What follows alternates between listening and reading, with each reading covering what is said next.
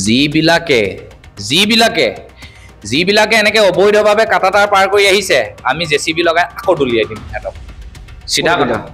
অসমীয়া যুৱ মঞ্চই দেখিছে না আমাৰ কি পালন মানুহ আছে আমি দলিয়াই দিম আকৌ যিবিলাকে অবৈধভাৱে আমাৰ ভাৰতবৰ্ষ আৰু অসমত প্ৰৱেশ কৰিছে খুব কম দিনৰ ভিতৰত এই সুসংবাদটো আপুনিও পাব ক'লৈ দলিয়াব বাংলাদেশলৈ পাকিস্তানলৈ জোৰ পৰা আহিছে জেচিবি লগাই দলিয়াই দিয়া হ'ব কেনেকৈ দলিয়াব হাতে এনেকৈ দলিয়াই দিয়া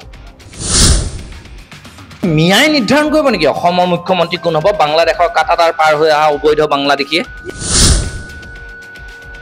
ইমান সাহস পাই গ'ল মিয়াখিনিয়ে যে আজি মুখ্যমন্ত্ৰী কোন হ'ব অসমৰ মুখ্যমন্ত্ৰী কোন হ'ব সেই কথাটো মিয়াই নিৰ্ধাৰণ কৰিব আপুনি ভাবি চাওকচোন আমি মুখ্যমন্ত্ৰী ডাঙৰীয়াক জোৰদাৰভাৱে কৈছোঁ যে উচ্ছেদ এনেকুৱাকৈ চলাওক বুলডোজাৰে ধৰি দলিয়াই দিব লাগে মই আপুনি ভাবি চাওক এজন সাংবাদিক অসমীয়া সাংবাদিক হিচাপে অসমক ভাল পোৱা মানুহ হিচাপে আজি ভাবি চাওক কিমান ডাঙৰ কথা কৈ দিলে এইটো জমিয়ত উলেমা আৰু মাদানীৰ প্ৰসংগ এতিয়া অসমৰ মুখ্যমন্ত্ৰী কোন সেয়া নিৰ্ধাৰণ কৰিব নেকি জমিয়ত উলেমাই আৰু ইয়াক লৈ এতিয়া ৰাজ্য ভিন্ন প্ৰান্তত প্ৰতিক্ৰিয়া সৃষ্টি হৈছে অসমীয়া যুৱ মঞ্চৰ নেতা বৈকুণ্ঠ প্ৰিন্স পাঠক আমাৰ লগত আছে স্বাগতম জনাইছোঁ খন্তেক পূৰ্বে আপুনি সংবাদমেল সম্বোধন কৰিছিল ব্যক্তিগতভাৱে ওৱান টু ওৱান কৰিবলৈ আগবাঢ়িছোঁ কি ক'ব বিচাৰে গোটেই বিষয়টোক লৈ এতিয়া মুখ্যমন্ত্ৰীক অপসাৰণৰ দাবী উত্থাপন কৰিছে ইমান সাহস পাই গ'ল মিয়াখিনিয়ে যে আজি মুখ্যমন্ত্ৰী কোন হ'ব অসমৰ মুখ্যমন্ত্ৰী কোন হ'ব সেই কথাটো মিয়াই নিৰ্ধাৰণ কৰিব আপুনি ভাবি চাওকচোন গাৰ নোম শিয়ৰি নুঠেনে আজি উলেমা নে কি মই এইবিলাক নামেই নাই কি জমিয়ত উলেমা মাদানীয়ে কালি তেওঁলোকৰ জমিয়ত উলেমাৰ টুইট কৰিছে ৰিমভ চিফ মিনিষ্টাৰ বুলি এই শব্দটোৱে আমাৰ কাৰণে ডাঙৰ কথা সেই শব্দটোৰ কাৰণে আমি অতি লাজ পাইছোঁ আৰু আমি শংকিত হৈছোঁ ভয় খাইছোঁ সেইকাৰণে আমি মুখ্যমন্ত্ৰী ডাঙৰীয়াক জোৰদাৰভাৱে কৈছোঁ যে উচ্ছেদ এনেকুৱাকৈ চলাওক বুলডোজাৰে ধৰি দলিয়াই দিব লাগে মই যিসকলে অবৈধভাৱে আকৌ কৈছোঁ যিসকলে অবৈধভাৱে মাটি দখল কৰিছে ফৰেষ্ট লেণ্ডবিলাক দখল কৰিছে আৰু এই অবৈধভাৱে দখল কৰা বেদখলকাৰীখিনিক যিসকল সংগঠন আছে তেওঁলোকে যিটো সংগঠন বনাই আছে তেওঁলোকো আহি আমাৰ লগত হাতে হাত ধৰি দিয়ক তেতিয়া আমি ক'ম যে আপোনালোক অসমীয়া তেতিয়া আমি ক'ম যে আপোনালোকে অসমক ভাল পায় উচ্ছেদৰ বিৰোধিতা কৰিছে মানে মই ভাবিছোঁ যে আপোনালোকে অসমক বেয়া পায় মানে আপুনি কি ক'ব বিচাৰে মাদানীয়ে অসমৰ মুখ্যমন্ত্ৰীক অপসাৰণৰ ক্ষেত্ৰত লৈ পেলাই গোটেই বিষয়টোক লৈ পেলাই কি ক'ব বিচাৰে সাম্প্ৰদায়িক বীজ অসমত পেলাই দিব বিচাৰিছে যাতে অসমীয়া মুছলমানৰ মাজত কাজিয়া হওক জাতিগত এটা সংঘাতক এইটো তেওঁলোকে এটা প্লেন বনাইছে কিন্তু সেই প্লেনটো ইয়াত ছাকচেছ নহ'ব একদমেই ছাকচেছ নহ'ব ক্ষমা খুজিব লাগিব তেওঁলোকে আৰু ক্ষমা খুজিব জমিয়ত উলেমা আৰু এই আদানীয়ে যিজনে কৈছে মাদানী নে আদানী তেওঁৰ নামটো মই নাজানো মুছলিম সংগঠন এটাই টুইট কৰিব পৰা হৈ গ'ল যে কোন অসমৰ মুখ্যমন্ত্ৰী হ'ব আপুনি ভাবি চাওক এজন অসমীয়া সাংবাদিক হিচাপে অসমক ভাল পোৱা মানুহ হিচাপে আজি ভাবি চাওক কিমান ডাঙৰ কথা কৈ দিলে এইটো এতিয়াও সময় আছে আমাৰ মানুহখিনি একতাৰে যুঁজিবৰ কাৰণে অসমৰ মুখ্যমন্ত্ৰী চিটটো কোনো এটা দলৰ সেইটো একদম ফিক্স চিট নহয় আজি বিজেপি আছে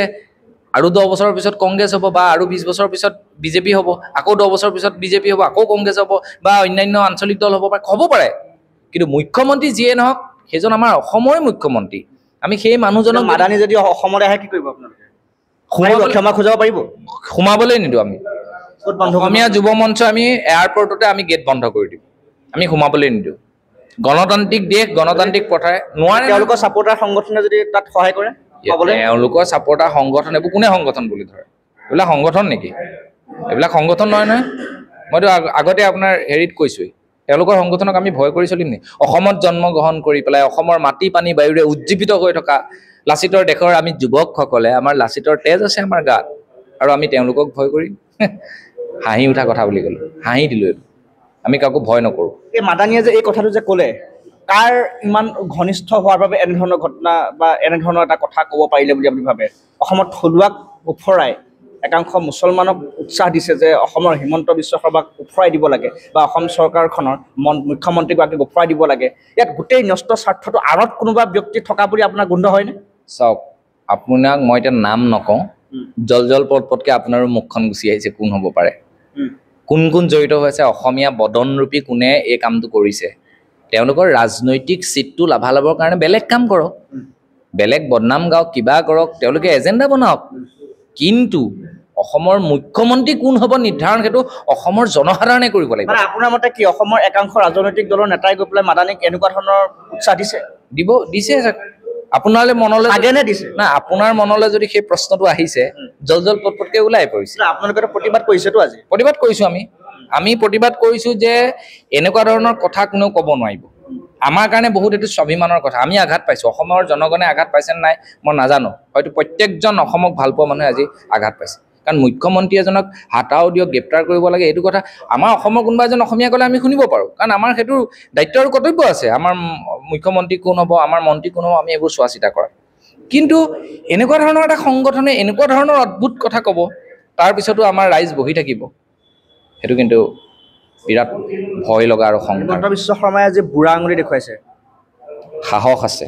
সাহসী মুখ্যমন্ত্ৰী আমাৰ সত্ৰবিলাক তেওঁ ৰাখি দিছে আমি ধন্যবাদ জনাইছোঁ যিবিলাক ফৰেষ্ট লেণ্ড আছে সেইবোৰ ৰাখি দিছে আমি ধন্যবাদ জনাইছোঁ নহয়নে ভাল কামক আমি সমৰ্থন জনাবই লাগিব ভাল কামক আমি সমৰ্থন জনাবই লাগিব আৰু মুখ্যমন্ত্ৰীক এই উচ্ছেদৰ ক্ষেত্ৰত আমি 110% দি পেলাই আমি 26ৰ পূৰ্বে 26 বিধানসভাৰ আগত যদি মাদানী আহে ৰাজ্য ভিন্ন প্ৰান্তত যদি নিৰ্বাচনী প্ৰচাৰত অংশগ্ৰহণ কৰে সংখ্যালঘু সমষ্টিসমূহত তেতিয়া আপোনালোকে কি ক'ব এইবিলাক নহ'ব সেইবিলাক আমি সোমাবলৈ নিদিওঁ কি কৰিব আপোনালোকে যি কৰিব লাগে কৰি ল'ম প্ৰতিবাদ কৰিব আমাৰ প্ৰতিবাদৰ ষ্টাইলটো আপোনালোকে দেখিছে অসমীয়া যুৱ মঞ্চ আমি কেনেকৈ প্ৰতিবাদ প্ৰেছ মিটহে দিয়ে আপোনালোকে আপুনি প্ৰেছ মিট দিয়ে বুলি আমি হাতে কামে কৰি আছোঁ আজি ৰাজ্যৰ প্ৰত্যেক ঠাইত আমাৰ সংগঠনে ততলিকা দাহ কৰিছে এইটো আমি গণতান্ত্ৰিকভাৱে প্ৰতিবাদ কৰিছোঁ আমি তেওঁলোকৰ নিচিনা উগ্ৰ নহয় আমি মাৰিবলৈ যাম শিলগুটি দলিয়াম প্ৰতিবাদ কৰি থাকিব আৰু মাদানীয়ে আহি পেলাই সংখ্যালঘু নামনি অসমত আহি পেলাই প্ৰচাৰ চলাই থাকিব মুখ্যমন্ত্ৰীক সেইটো কেতিয়াও কৰিব নোৱাৰে অসমীয়া যুৱ মঞ্চ আছে আমি জীয়াই থকালৈকে আমাৰ অসমৰ ৰণুৱা যিসকল যুৱক জীয়াই আছে অকল অসমীয়া যুৱ মঞ্চ বুলিয়ে নহয় প্ৰত্যেকটো দল সংগঠন থকালৈকে এনেকুৱা ধৰণৰ কাম কৰিব মাদানী কেতিয়াও নোৱাৰে সেইটো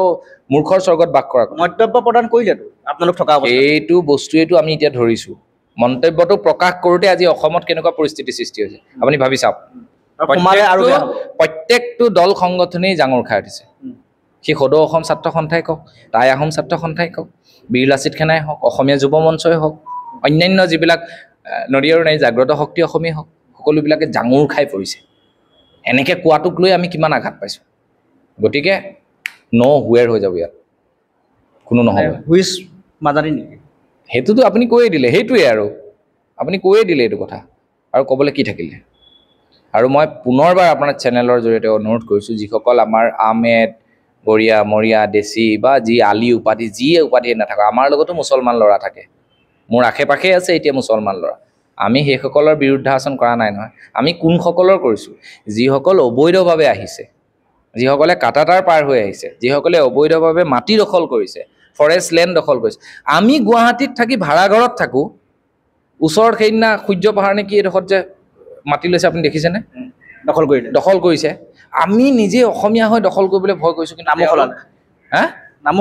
নাম সলাই পেলাই তেওঁলোকে তাত বহি দিছে এই কথাবিলাক কিন্তু ভাবিব লাগে আৰু এজনেই মুখ্যমন্ত্ৰী পাইছোঁ সেইটো স্বীকাৰ কৰিব লাগিব তেওঁ কি ভাল আছে বেয়া আছে মই ব্যক্তিগত ৰাজনৈতিক জীৱনত নাযাওঁ কিন্তু সাহসী আৰু খিলঞ্জীয়াৰ হয় এতিয়া মানুহে ক'ব কি কৰিছে আৰে সত্ৰকেইখন ৰাখিলে সমষ্টিবিলাক ৰাখিছে অসমীয়াৰ স্বাভিমানৰ যিবিলাক বস্তু সেইবিলাক বিশ্ব দৰবাৰত প্ৰতিষ্ঠাৰ কাৰণে চেষ্টা কৰিছে অসমীয়া জাতিটোৰ হৃদপিণ্ডবিলাক আমাৰ সত্ৰ নামঘৰ এইবিলাক ৰখাৰ চেষ্টা কৰিছে গতিকে আমি তেখেতক ধন্যবাদ জনাওঁ